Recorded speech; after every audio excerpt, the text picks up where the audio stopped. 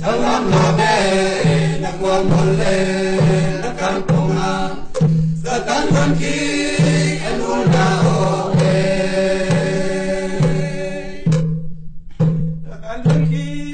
anh luôn nào ngày tình sắm bằng khen na đi kinh sông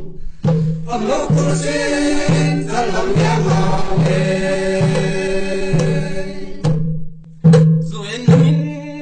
thằng làm nào bé nặc quan một lên nặc can công na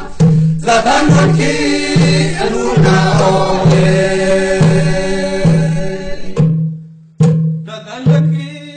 anh luôn nào ngày tình sắm bằng khen na đi kinh sông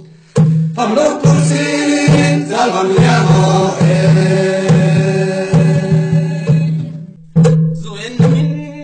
thằng làm nào bé nặc quan một lên nặc can công na giờ tan văn khí anh luôn nào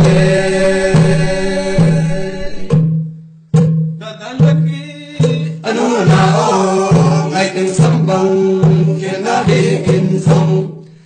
âm lô cô xin